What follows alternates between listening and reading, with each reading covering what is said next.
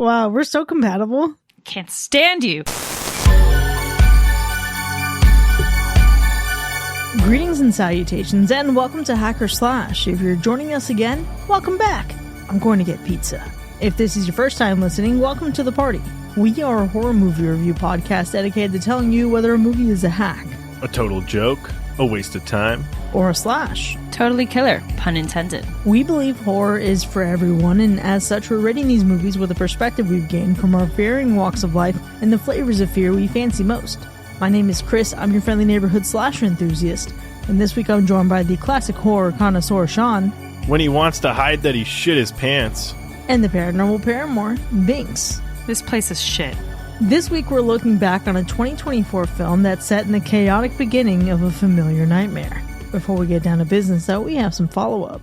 Let's follow up on a movie, and specifically A Quiet Place. So taking it back to the beginning, well, not necessarily the beginning, but somewhat the beginning for the franchise. We asked our listeners what they thought, and 25% said it was a hack, 75% said it was a slash. Dang, 25% hack? That feels about right. For the OG? I was pretty surprised about that, right? That is surprising. 75% slash for sure, but there are people that really don't like this? Well, some people had some thoughts to share. The lack of dialogue was not only unique, but really added to the suspense and tension of the film. That was Trust the Heart. 100%. And I'd have to agree. I think that the quietness of it all, obviously, is what really makes it eerie and suspenseful for sure. That was really cool about this one. Now, interesting, on the hack side of things, this one does not do it for me. It's the weakest in my opinion. That was strange and unusual. Weakest of the whole franchise? Weakest of the whole franchise to them. Interesting. Okay. Maybe for them, it gets better with every movie, and there's nothing wrong with that. That's fine. It's a unique take. I will say that. It's a unique take. Now, some people shared particular scenes or quotes. So, Page Master Ol said, "That nail scene." And if you know, you know. That nail scene's it. Holy shit. That nail? Don't worry, it's still working. It was featured in X. Also Home Alone, I think. Absolutely. And probably like another movie somewhere. A slew of other ones. Absolutely. There's also I Have Always Loved You. That's a sad quote. That's a sad moment. Yeah. Definitely a tearjerker. That was Jackson Todd. Yes, Jackson. Definitely. Remember that scene. Definitely slash material. And last but not least, we have a great comment from someone we love dearly, Paris. She said, "A truly original, once-in-a-lifetime theater experience." I have to agree. I did see this in theaters, and that's one hell of a way to watch this movie. Yeah, the theater experience, I feel like for any of these films is just unique, right? I feel like it's something you have to experience. And that's our follow-up. Well, years before the story we saw unfold in Krasinski's initial film, the streets of New York became the hunting grounds for the very same bloodthirsty alien creatures with deadly ultrasonic hearing. The invaders manage to silence the city that never sleeps as they engage our world in a deadly game of cat and mouse. And at the center of the chaos, we follow a woman fighting to survive not only the initial invasion, but the ticking clock of her terminal illness as well. This week, we're talking about A Quiet Place Day 1. What were you both expecting going into this? I mean, I think we pretty much know what to expect by now if you've seen the first two films in this franchise. But outside of that, I was also expecting to maybe learn a little bit more about the origins of these alien creatures that have invaded Earth. You know what I mean? Like, where did they come from? Why are they here? Because outside of a couple of hints sprinkled in both of the first two films in the franchise, we don't really learn a whole lot about these creatures in the first two films. I know Krasinski shed some light on this topic in an interview, but I'm talking about seeing some of this stuff on screen. You know what I mean? Yeah, absolutely. I'm definitely a fan of the original film. I think it was such a fun and tension-building, true nightmare fuel good scare that's just rooted in the story. I think that definitely in terms of my expectations going into this one, I thought that there would be a lot more focus on the people.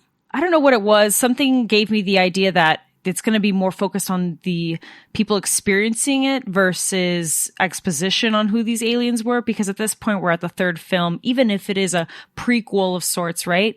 I will be honest, though, saying that it's a prequel I didn't even remember the second one. So that's the other part to it, right? I saw the trailer for this one and I noticed that there was a character that seemed familiar to me. And I'll be real with you, didn't even dawn on me that they were a main character in the second film until after I finished watching this movie. I'm such a clown. I know. It's not that I didn't like the second film. I just don't remember it. So going into this one, I was like, this is going to be a bit of a fresh slate. I don't know who this person is, but maybe that's an Easter egg. And I just was like, well, it's probably going to give a little bit of a spin-off vibe, if anything. That's fair. If you want to refresh on either of the first two movies, we covered the original A Quiet Place back in episode 86 and then A Quiet Place 2 in episode 162. So those are linked in the show notes if you want to check it out. But when you have those two films, it's a continuation of one story and you're following a family. And you see how this utter devastation has unfolded through their lens. Right. But it's very character driven. It's very people driven. They're very much the heart of the story. So honestly, I didn't have super high expectations from this. I did expect it to be a good, rock solid movie. Absolutely. But I did not expect much different beyond reskinning it, and it's just a different environment with people who obviously you will care about and love because there's great character work in all of these films. I expected more of the same tension, but on a larger scale with even more chaos, and absolutely I felt that tension the entire time. My problem is I didn't give a damn about the baby. It's a bad situation. I get it. It's really tough, but I think for me, I couldn't really super relate to that experience watching the first two films. It's more like logically I know, wow, that's really fucking hard to be in because newborns, you can't control how vocal they are. But then these motherfuckers put a cat in this movie and they just got all the pet owners out there and holy shit, they got me good, gal. My wife literally looked at me when this movie started and the cat was introduced and she's like, if this cat dies, I'm fucking walking out. I feel like that's the first thing that most people say to each other if you love animals watching this movie with someone. We're gonna get the hell into that, folks. I run the animal report. We're gonna get into it. I've got lots and lots and lots of feelings about that in particular. Fun fact about that, actually. Lupita Nyong'o actually is deathly afraid of cats. So she had to go through cat therapy. That's wild. Literally exposure therapy to be able to overcome her fear of cats. And a big part of when she was signing onto the film was, you know, like, hey, could it be any other animal? And the director was like, no, it has to be a cat because, yeah, a dog would be a goner. Yeah, it's not realistic. It's not realistic. It's maybe other animals would have sufficed. A lizard. Okay, yes, a lizard, a snake, sure. But that's not going to captivate audiences and everything like that unless it was a cat. Roly-poly. Okay. Let's be honest, folks. Okay, this is really interesting because I didn't even look at it from that perspective. I thought there's no fucking way they would put a dog in because dogs are so easily trainable. And you can get a dog to not be super reactive to stimulus. That is a possibility. But a cat, you can never really fucking control a cat. Those guys have their own fucking agenda. This is also true. It's a good point. That's a very good point, yes. However, consider that in order to train a dog, that is a lot of repetition and a lot of hours and a lot of fucking time that they would not have. You would have had to have done it already. Yeah, you would have had to already have a trained dog. You would have had to have done it already. But it's plausible that that would have been the case. But there's no fucking way you're getting it. Like, okay, we're going to get into the cat later, I know. But I'm just saying, I think there's a very specific reason. There's a very specific reason, and actually it goes a lot into how I felt about this film altogether, right? In terms of, I feel like the overall world and rules of A Quiet Place, even as the films keep going, it's a little wild. I feel like in times there are things that you can get away with, and other times there are things that you can't. Light sounds are passive, others would get you killed instantly. And a big part of that is, as I was watching this film, I literally wrote down in my notes, if you farted, you'd be fucked, okay? You'd be a goner.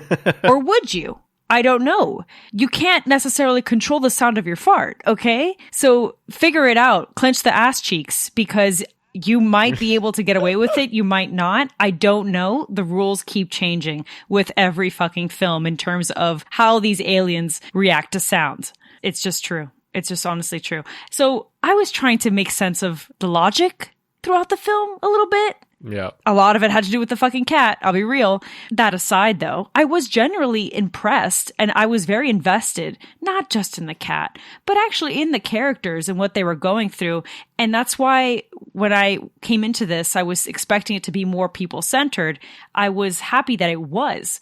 It wasn't a lot of exposition or learning more about the alien origin stuff. Like, who really cares? I don't even think that A Quiet Place has ever tried to be that. So to expect it to is going to be a letdown for you.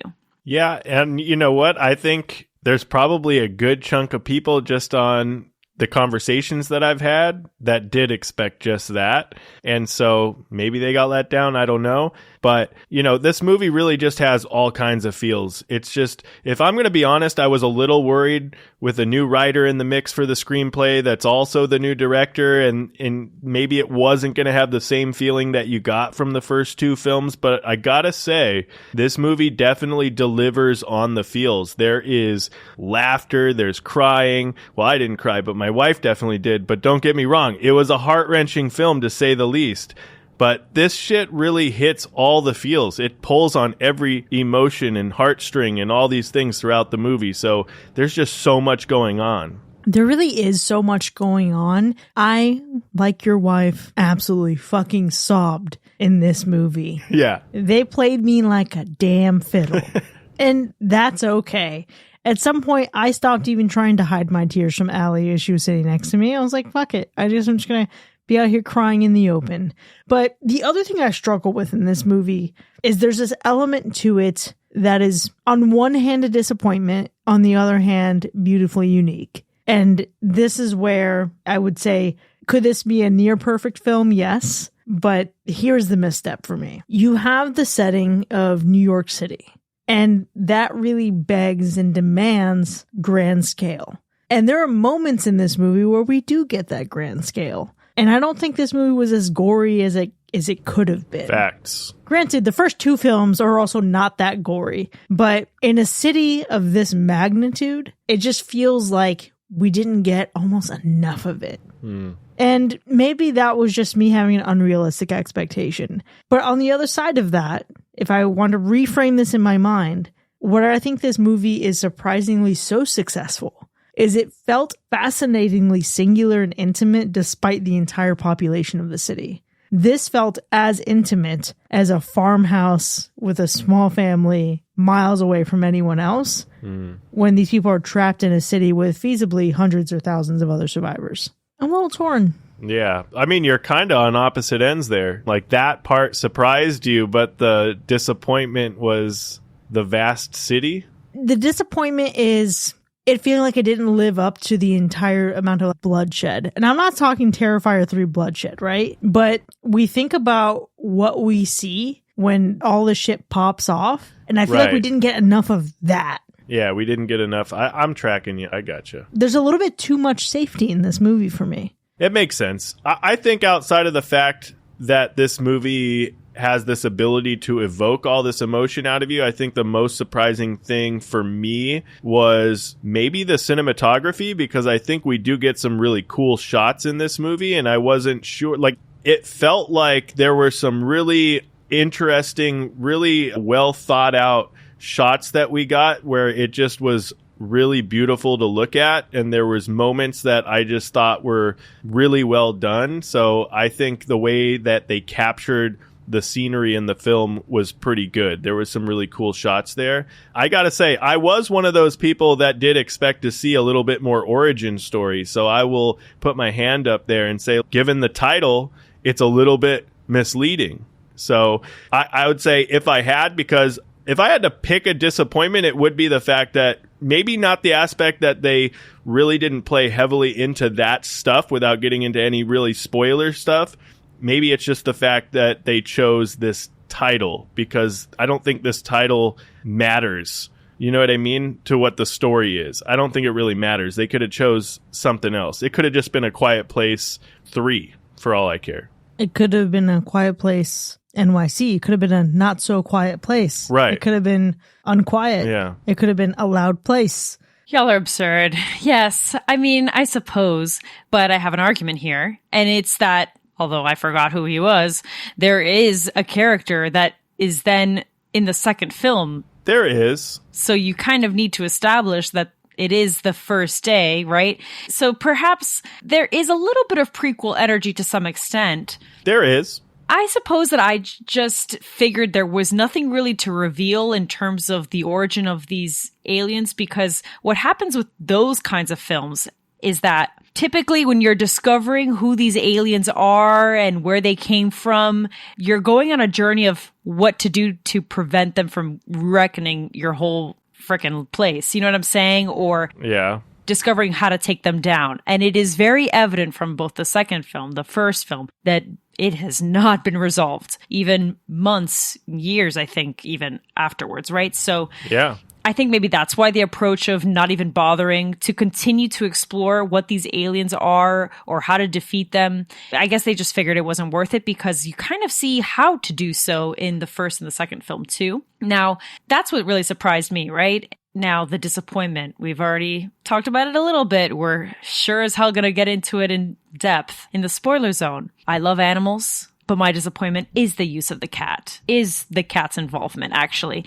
Really? It's used as a major plot device to drive the story forward. And I spend the whole time worrying about this cat, that I have to actively focus and make sure that I care about these characters too, which I did. But the whole audience is only worried about whether that cat's going to make it or not. And it's like, okay. And the cat is really the guardian of this whole movie. That the cat is the one that's going to take you forward in the story. No one else. So it seems a little bit strange. Nothing wrong with caring for the cat. I guess it's a little bit unconventional, and I would say it's probably why the film is scary too, for me at least, because what I found scary was whether this cat was going to die or not. Those circumstances, not if the characters were going to die or what kind of things happened to them. Just the but cat. The cat. The cat. Here's the brilliant thing about this, though, and maybe this is super niche, but one of my favorite books about screenwriting is called Save the Cat. And it's a guy breaking down how you use story beats to drive a story and how you tell a story of transformation and how you get, if there's an unlikable hero, how do you get the audience on their side and how do you keep the audience gripped? I need to see a beat sheet from Save the Cat, because they'll break down famous films and show how this formula works. I need to see a beat sheet done for this movie where they literally save a cat. I'll put a link in the show notes to the book. It's great. There's a version for screenplays. There's a version for novels. It's something that I read back even when I was like in school for film. I absolutely love this book. So that's all I could think about the entire time I saw the cat.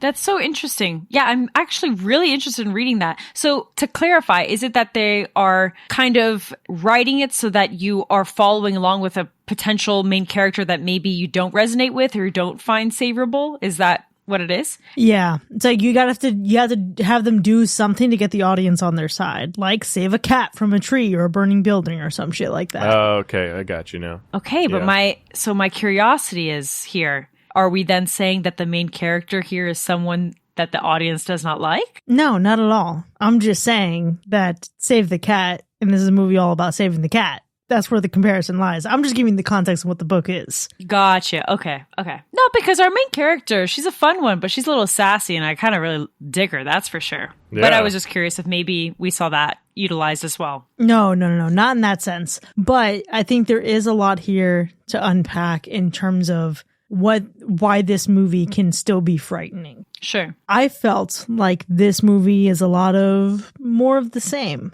And I think the scares that got you in the first two movies are going to be the same scares that got you here. I think if the scares got you for the baby, then maybe they won't get you for the cat. But it's vice versa. I think this is, hey, let's broaden the demographic. It feels to me almost how I couldn't get that into The Walking Dead because I couldn't relate to any of the characters at all. But when they put it in a more urban environment and I had Latinos in there, I'm like, oh shit, I can cling to this. I am now more interested in this story. That's what this feels like to me. So the monsters are scary, yes. But what's really scary about A Quiet Place is when you're able to see yourself or your circumstance represented on screen and you can empathize greater with the characters. And I think that's what this movie manages to do. Yeah, that's fair. I think that this movie definitely has a horror feel to it. It's in there. I think they balance the sci-fi and the horror really well in this movie. There are moments where you have these really suspenseful scenes, that feeling of being stalked. There are some good moments like that. There are some jump scare type moments throughout the film as well, so there is something there. But outside of that, it still has a lot of other layers that aren't all horror. You know what I mean? It's a very layered film. There's a lot to unpack in the film. And so it's not a movie that is going to create this like everlasting fear as some horror films do, where they just stick with you for a while and creep you out. I don't think that's what this movie is doing, but it is interesting to think about. You know, if you think about putting yourself in that situation, that could be maybe the moment that really kind of like sticks with you. I don't know. It could be. See, and this is where I think I'm getting stuck. You know what was actually scary? What? Cloverfield. Cloverfield was a movie in the city, and we follow people during an alien invasion and shit is going wrong. Yes. Again, this is a really good movie. However, I think that's where I skew with the scale here. It feels like same, but different. It feels like, let's give Cloverfield the Quiet Place treatment. It feels like, let's just take a quiet place and put it into the city, which it does enough. Just don't expect it to be more than that. I think a lot of what we see in this film is rinse and repeat, but we have different, almost arguably more interesting people to follow, and there's a lot of heart in the story. And I don't say that as a dig, but just call it what it is. Don't go into this expecting a whole new fresh thing. Yeah, I think perhaps it's fresh for the franchise solely because they could have done something cookie cutter, decided to explore a new set of characters. That's my thought on it, right? But in general, we've seen films like this regardless of the fact, right? And even in these franchises where it's the apocalypse, the journey, or, you know, survival with a stranger, that kind of pairing. And actually, it reminded me a lot of The Last of Us, both games, in truth. There were even some shot-for-shot moments that I was like, I've literally played this part in the game. So that's funny. And I, of course, love that. I, as a massive fan, had no problem with it. But I don't think that the film is entirely original amongst all kinds of horror apocalypse films. But for the franchise, I was pleasantly surprised that they did go this route. Yeah, I don't know. I think that although this movie didn't really give us much more than we really already knew about this universe, right? Like, it didn't really give us that much more to work with. So there's that. But I feel like it did deliver a story that was relatable in a sense. And I feel like a little bit unique. Like, it's not the same journey. It's not the same story that we get from like the Abbott family and whatnot in the first two films. It is a different environment, right? We're in the inner city, and it's a different character or characters and their story. And I think that that's where it separates itself from the rest of the movies in the franchise. So, you know, overall originality, you're not getting anything new that hasn't been done already, but you are getting a different story that I think you can relate to that might give it, you know, that's where it gets its charm. Yeah, I think something that is different is how it approaches its endings and the things that you're supposed to feel, and the differences in what your feelings are between this and the first two films in the franchise. I personally was really satisfied by it. Again, that third act absolutely wrecked me, which we can expect from the first film. We get it. But there's a way that this movie plays on your emotional strings, and you follow the context of who this person is, what their relationship with their circumstance is, what they're accepting and what they are and are not willing to accept. So I think when this movie reaches its conclusion, I think it sets up things very nicely to see where the rest of the franchise would go in the future. That's true. Absolutely. I think it's a great conclusion for the main character and overall story. I didn't cry, but I certainly felt the feels to some capacity. I think it's an emotional conclusion to what evidently is a crazy shit show of a circumstance that I certainly wouldn't be able to survive. That's for damn sure. I agree. I think the third act, to your point, Chris, is where like the really heavy emotional moment or moments come from. And we get the very end, that ending scene that I think is really just really impactful. The ending overall was really fantastic. It was heart-wrenching. It was impactful. It delivered a moment that gives another moment in the franchise a run for its money, in my opinion. But we'll talk about that later in the spoiler zone. Overall, I gotta say, it landed the plane perfectly, in my opinion. Well, I think I can see where this is going in terms of its ratings, but before we get there, Sean, how would you describe the gore score? Well, you kind of alluded to it already when we were talking about disappointments in the film, because although the special effects as a whole is really phenomenal, I'll give it up to them, there isn't a whole lot of gore in this movie. This one is really just getting a very quiet and low gore score. It's a very palatable blockbuster. But what about the animal report? Well, quite frankly, this animal report is probably one of the most important animal reports I've ever provided. And for the first time might be a spoiler of some sorts. So I'm a little conflicted in truth. But we're going to give it to you because that's what I'm supposed to do, right? And that's my role. So I can't speak to the general animal population of this world, but I can tell you, for what you do see, this film is shockingly safe. Well, let's go ahead and get into our ratings. A Quiet Place Day 1 from 2024. Was it a hack or a slash? I remember telling you that I heard some interesting takes on this movie from some friends and coworkers that had seen this before I had the chance to see it. Some didn't like it, sharing that it didn't really give us anything that we didn't already get in the first two films or something like that, or I didn't really get like the day one that I was expecting. Or just plainly that they didn't like it as much as the first two and they were more indifferent than anything about the film. I heard some people loved it. Absolutely fantastic. And I want to say, though, everyone that shared maybe what their dislikes, what their gripes were with the film, I hear you. I understand where everyone is coming from. I see all of your points for sure. But I also understand that this was a really good movie. This was just a really good movie. It delivered far beyond my expectations. From like the story to the acting, it was all just so damn good. Were there some things that I wanted but didn't get? Questions to answers left unexplained? Sure, but overall it doesn't take away from how good this movie really is. I think it's a prequel only in the sense of the timeline taking place before the first two films for the most part, but it's more of just a really good story that branches off of the Abbott family tree and delivers a powerful story that in the same universe as more of a spin-off within the franchise. That's kind of like the vibe that I would say I got from the film. Although this is indeed a quiet place film, there is nothing quiet about this movie because this is a screaming to your death slash. Absolutely. I watched this in a Dolby theater, okay?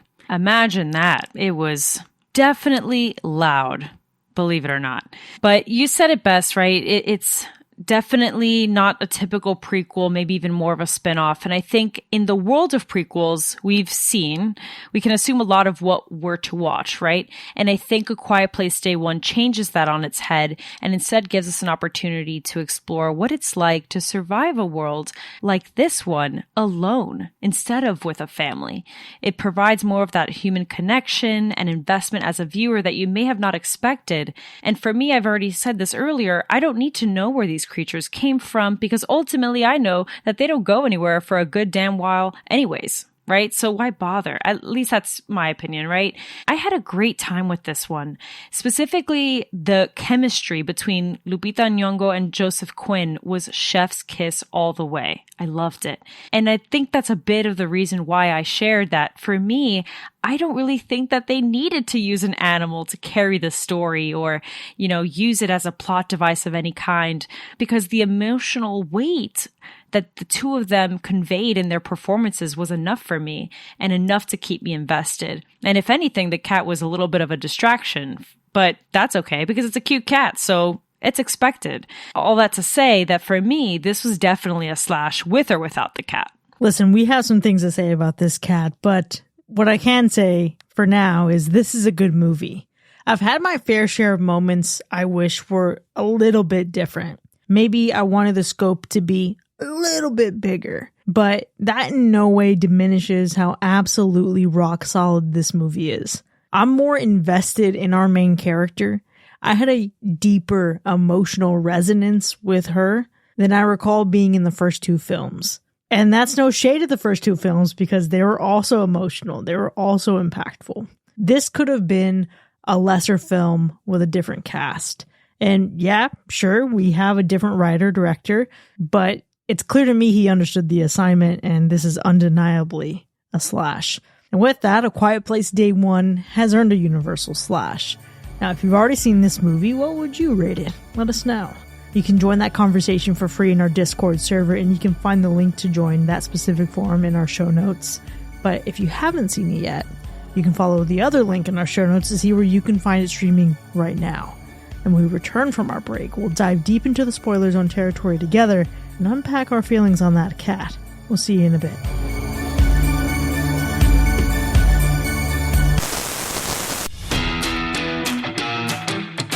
Hey there, horror hounds. Before we delve into the spine-tingling review for today, let's talk about something truly horrifying. Hunger. Imagine it's the end of the world. Chaos is everywhere, and you're craving a slice of heaven. Fear not, because our sponsor, Pap's Pizza, has got you covered with their post-apocalyptic pizza. Zombies outside your door? No problem. Bash them in the head and voila, pizza's still on the way. Alien invasion? Making things tricky? Don't worry, our delivery drivers will show those extraterrestrial punks what American muscle's all about. It's hell on earth out there, but Pap's Pizza is here to bring a slice of heaven straight to your mouth. Our drivers brave the worst of it so you can enjoy the best of it. And if we can't get it to you, well, tough shit. It ain't easy delivering pizzas in these conditions, and good luck finding another pizza place these days. So whether it's zombies, aliens, or just another Tuesday in the apocalypse, trust Pap's Pizza to deliver as best they can. Because even in the end times, you deserve a damn good slice.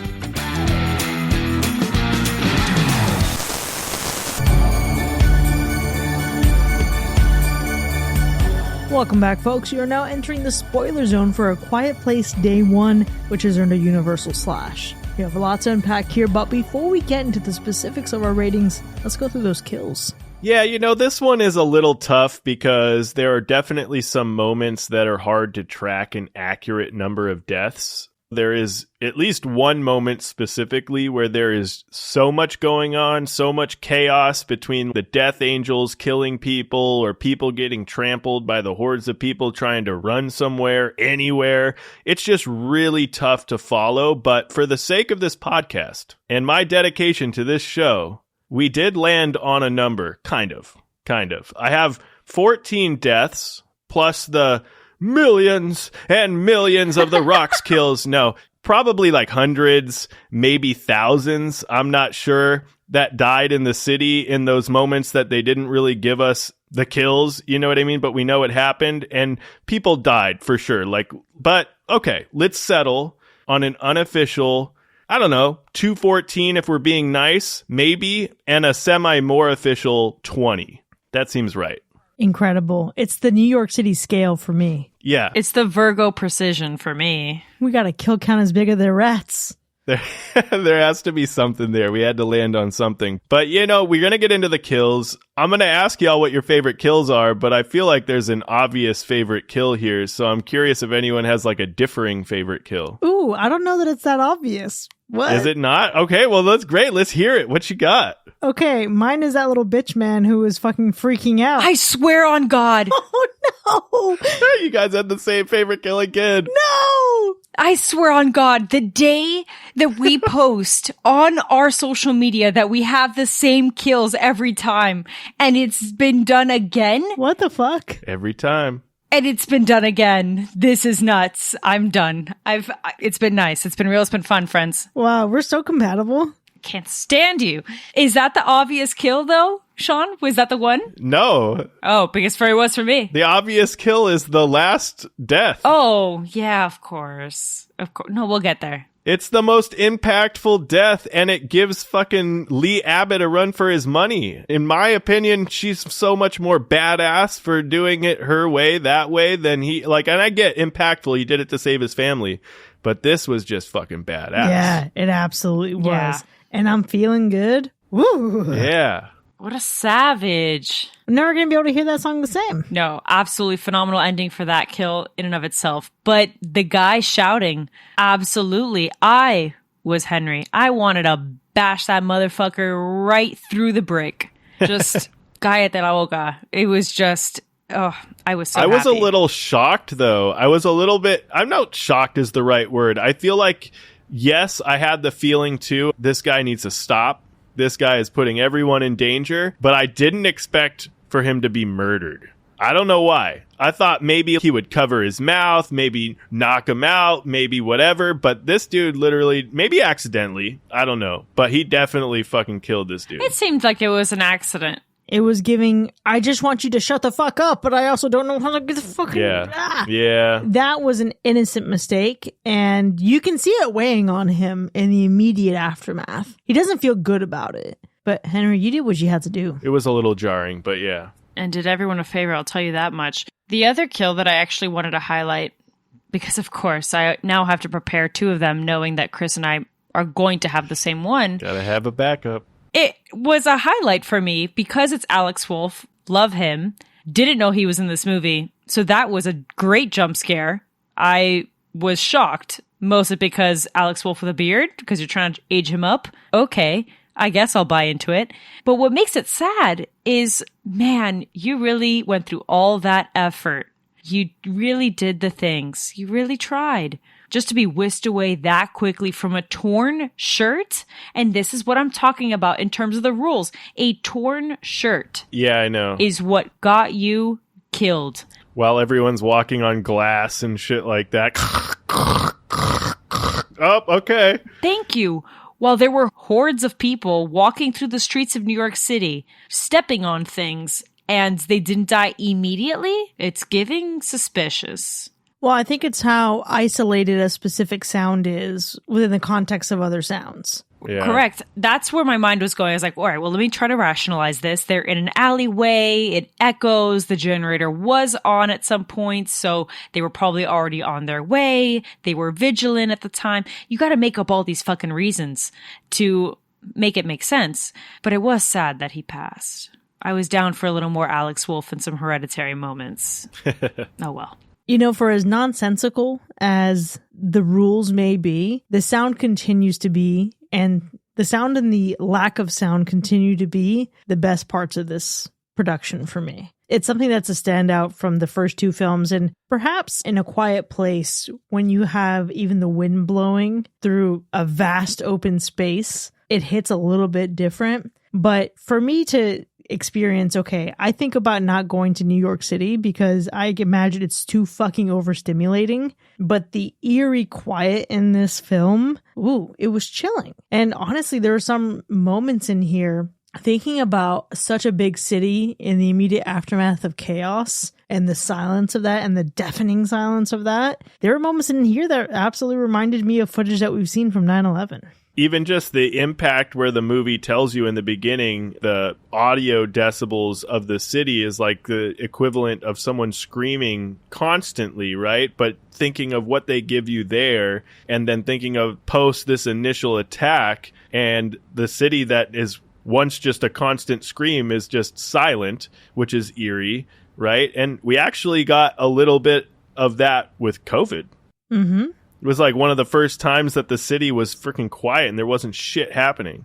Which is absolutely scary. Yeah, there's a really sinister energy to an ambience of just silence. I hate it. I'm going to give a backup, though. Shout out to those cat trainers. The two cats who played Frodo. Immaculate work. Absolutely. A damn cat. It's not time yet. Let me cook on the cat real quick. Not cook the cat, to be clear. To be clear. Just let me simmer on my thoughts on the cat because they've been boiling for a while. Yeah, sound design is incredible. I actually realized I had said that I went to see it in Dolby. I actually saw it in IMAX. I got it confused, which either way, recommend. If you're listening now and you can still catch it in theaters, I would say definitely watch it in Dolby or IMAX.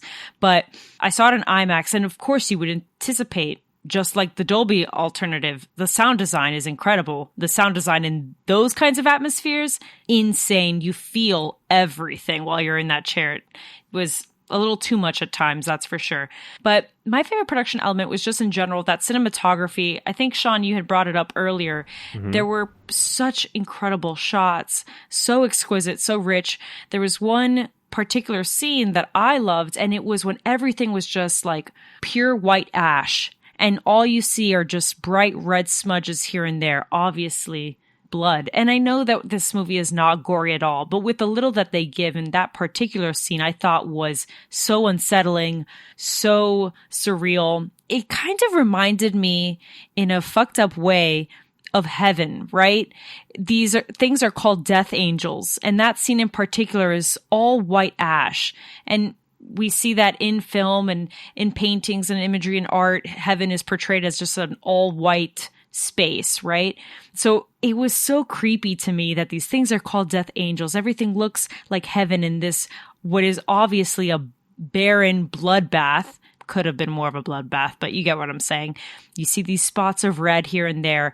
I don't know, it felt like a painting to me. It felt really symbolic. It felt super cool, and I loved that particular shot. Yeah, I think the cinematography is fantastic. I even talked about the special effects looking really good. You can even give it up for how they made the set design and things look in this movie, because it takes place in New York City, but it's not filmed in New York City. It's filmed in like London, I think, or something like that, which is absolutely crazy that they got that feel to it, which is cool. Outside of, I think, getting Patsy's, because that's an iconic pizza place in New York that I think most people contribute to being like the originator of New York pizza. But outside of that, you got to give it up for that. But yeah, who could have anything more to say about this film outside of the sound design? The sound design makes this whole movie. I think we're all going to be aligned on the sound design, because when a movie is this quiet with very little audible dialogue, there is really nowhere to hide. Everything has to be spot on. All the little details have to be spot on. And let me tell you, every little detail with the sound in this movie was phenomenal. From the subtle sounds of footsteps, bustling over there, the sound of water, it was just all so perfect. And so you have to give it up for sound design as like the champion of this film.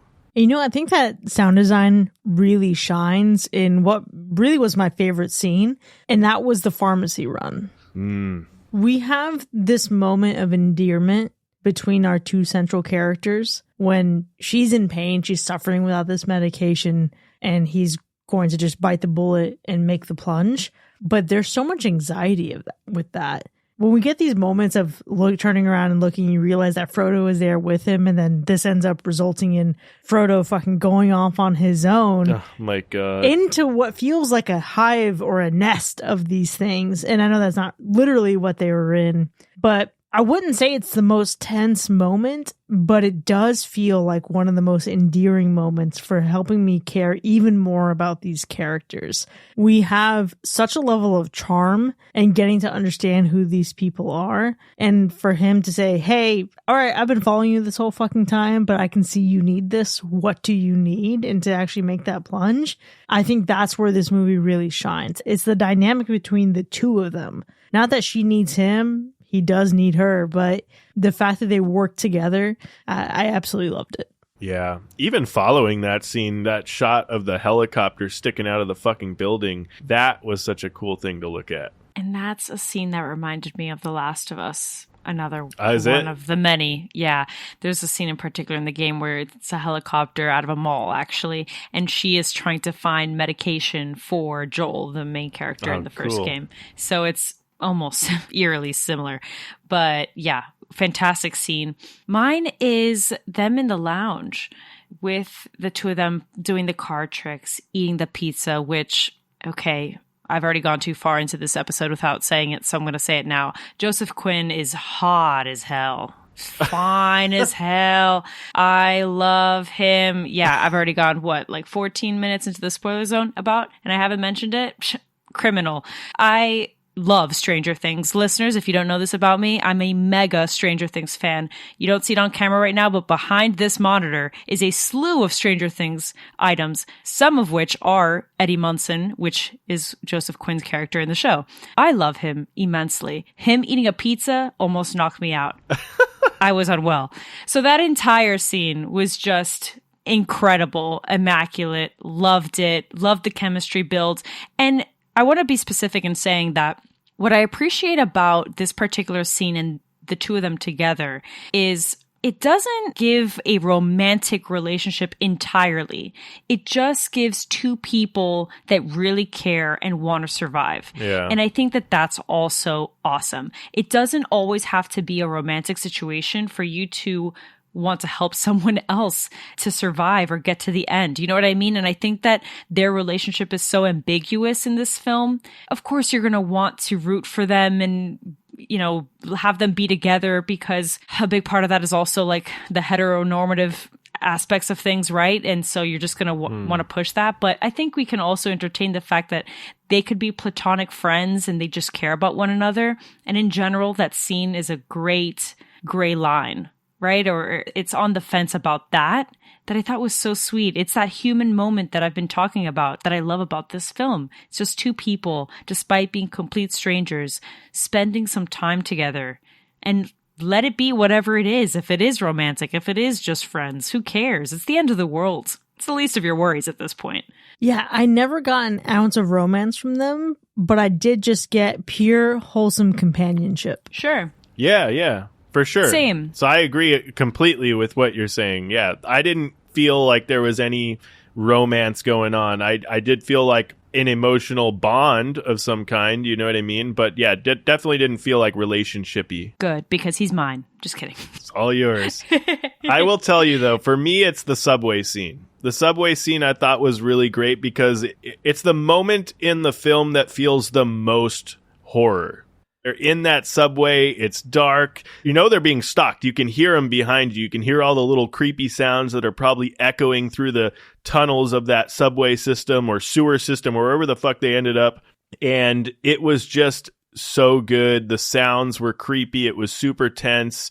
Man, the dude having a panic attack in the midst of that and trying to like get him out of that panic attack with everything that's going on, it just really had you on the edge of your seat. And so that was the best moment in the film for me. It really was.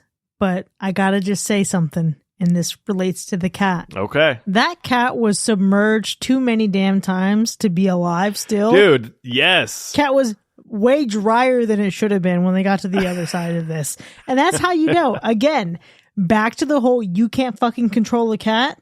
These cats worked hard. These cats, immaculate work. Really love Frodo in this film. But I think even the dryness of the cat is a testament to how much they cannot be controlled. Are we ready to buckle in? Are we ready? Is this time? For the best character in the whole fucking movie? Or at least the most hotly contested character in the whole movie? Contested. Let's say contested. I mean, I was going to say, if there's a best supporting actor in this film, it has to be the fucking cat. Dude, let's talk about it for a second, even on that front, okay? Because what was happening on social media when this movie came out was the dog from Anatomy of a Fall. If you guys have seen that movie or heard about it, there's a dog that's incredible in that film. That dog deserved hella Oscars.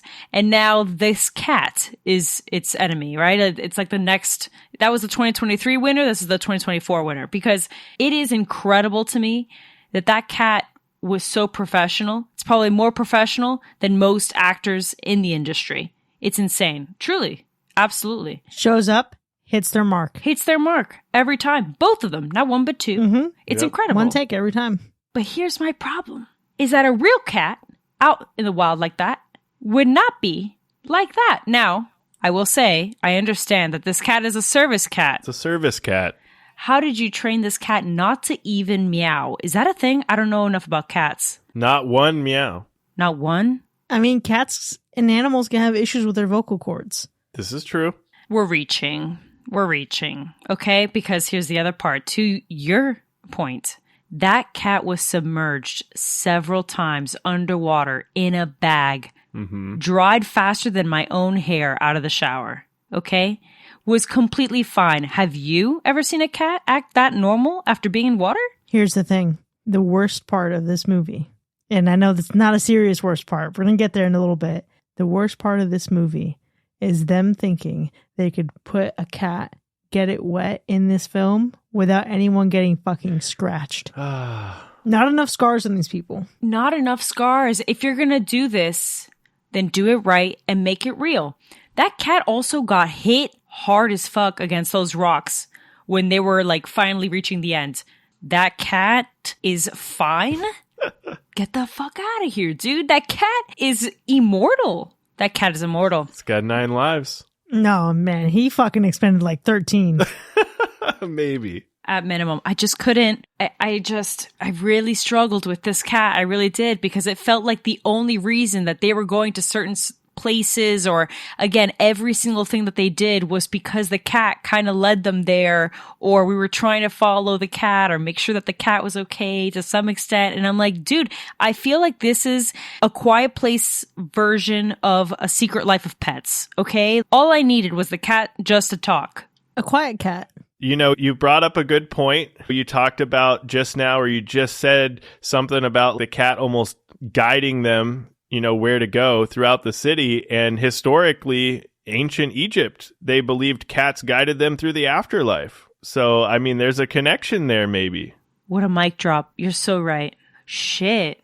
Cats are also just incredible at surviving. Listen, there's a fucking colony of cats outside. Those things just don't fucking go away. Fair. Yep. I get it. Look, I don't want National Geographic either. You know what I'm saying? I don't have a problem with cats. We know. Yeah, we do know. We already watched that movie, actually. So I don't need it again. Oh my God, give me In a Violent Nature, but it's from Frodo's perspective of A Quiet Place. Fuck yeah. Also, RIP to literally any fucking cat who has a bell on its collar. True. That's so sad. Dang. It's terrifying. It's terrifying. You know what's also terrifying? To Sammy's defense, okay? It is a little creepy to find a white man, no matter how hot he is, following you. I would also be suspicious. Oh my gosh. That was a good moment, though. There was a moment where she definitely felt like there was something behind her.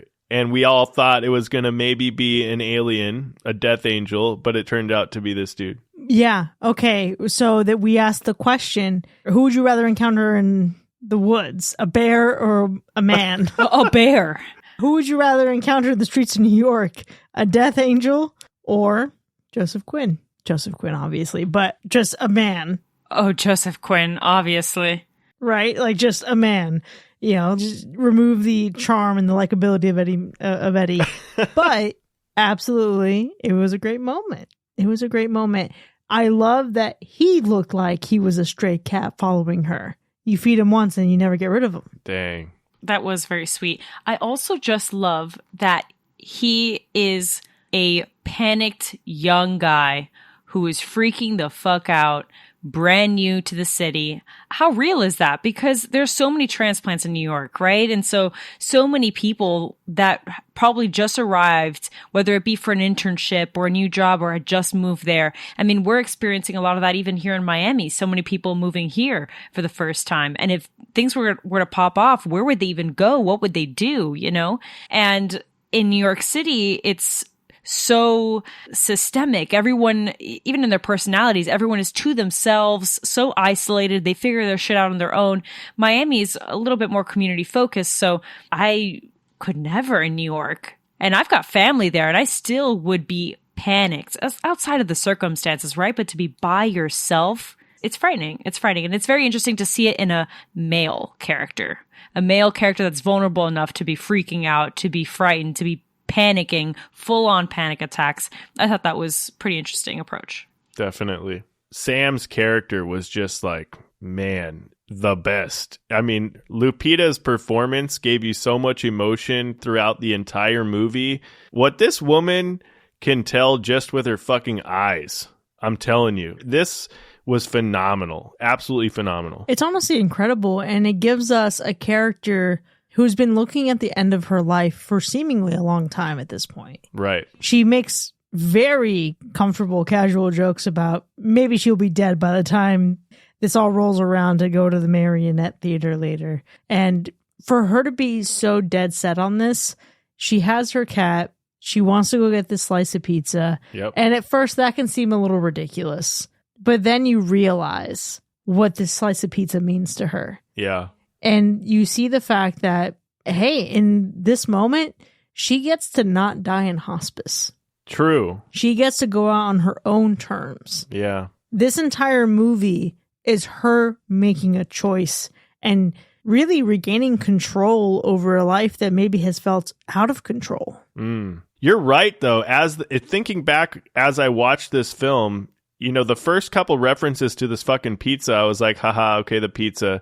Oh, man, they're still carrying on with this pizza joke. But then it's never about the pizza. It's never, well, I mean, yeah, it's never truly about the pizza, because as the story progresses and the more you learn, it just becomes this big emotional thing that means so much to her. So it is, to your point, really crazy because, yeah, it starts out being something that you just don't think is going to be that important. And it's just this silly thing that they're throwing in there, but it really develops into something so impactful with trying to get something that one last time, this thing that brings her back to these memories with her grandfather or whatever. Absolutely. There's so many films that use that, though, that I think everyone can kind of relate to. If we were all in those circumstances, what would be that last thing that you would want to do, right? And the journey that you'd go on. And it's never really about the thing or the memory or the activity or whatever it is, right? It's more about coming to terms with the finality of it. And going back to what you were saying about Lupita Nyong'o's performance, I think she's just an incredible actress at conveying such a range just within her face. She has such an understanding of how to tap into someone's deepest, darkest fears and anguish, and how to convey such anger as well. I think that's so fascinating. She's a rock star. I think she's such a great actress, and I love seeing her in this horror space constantly because I think she's such a killer at horror. Not obviously in dramas as well, but in horror, like that scream queen, and we need to keep her around for as long as we can. See, and that's the thing for me, Binks. This movie is rock solid. I know I've talked a little bit about the cat. I've talked a little bit about how absurd some of these moments are, but the real crime of this movie is how perfect it is with how it treats Lupita and her character of Sammy. And the fact that we're not going to get any more of her. Yeah. That hurts. Yeah, I think cat aside, the worst part really is knowing that that's it for her. Although an incredible conclusion.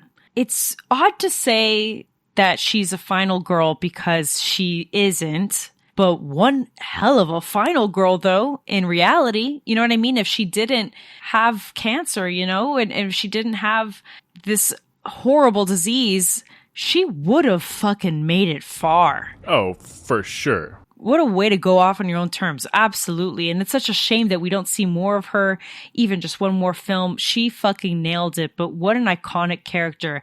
And I think that the shame would be to never give this movie an opportunity just because you think, oh, it's just not going to be more monster origin or all this other stuff. Like, it's worth just seeing this particular character because she is up there. I would dare say supersedes the Abbotts. Absolutely. Definitely for me.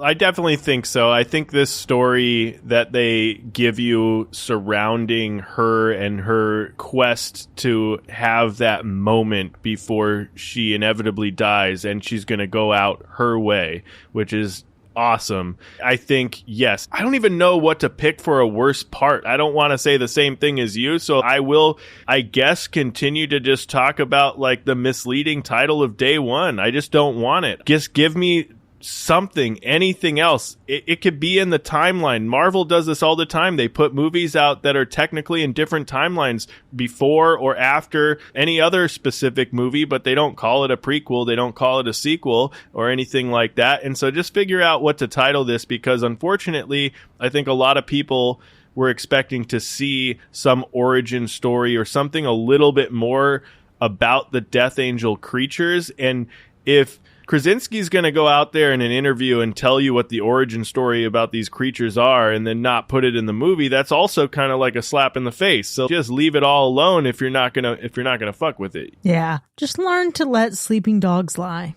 That's it. I know I mentioned earlier that this movie is a lot of the same, and there are a lot of scares that you'll get in previous movies that you'll find again here. The thing for me, though, is that this movie was so solid, and it's I think, more attuned to my flavor and my preference, that I would watch this movie again before I watch A Quiet Place or A Quiet Place 2. That's fair. I definitely am going to watch this one again. I would probably just watch them all together just because I love all of them. So if I did revisit this, there's a good chance that I might just binge all of them. Oh, absolutely. I'd rewatch this one. And like I admitted, I don't remember the second one whatsoever. I know that Cillian Murphy's in it. I know that this guy from the prequel, like, I know that obviously these people are revisited, but I don't remember what happens. So now that I've enjoyed this movie and I've got that Easter egg, I'll definitely watch this one, do it in chronological order. But to say that I would rewatch this one on a standalone as well, without a doubt. Well, I can't wait to hear back from you once you watch it within the context of the rest of the films, so you can really recapture the story and be more familiar with those characters. But for now, there you have it, folks. A Quiet Place Day 1 has earned a Universal Slash. We've certainly had a robust discussion here, but the conversation doesn't end here by any means. Yeah, if you want to hear a little bit more of some off-the-wall conversation that is semi-unhinged, consider becoming one of our patrons to check out the B-side of this episode where we discuss all the ways we would inevitably die in this alien invasion. Or how we'd survive. Or survive, but we're all probably going to die at some point. You can visit patreon.com/hackerslash to enjoy more of the show with early access, extended episodes, bonus content, and live shows. And if you enjoyed listening to this episode, don't be quiet about it and leave us a 5-star review wherever you get your podcasts. This helps us continue to deliver great content to your ears. We'll see you next time, folks, and remember, stay away from bridges. They're everywhere!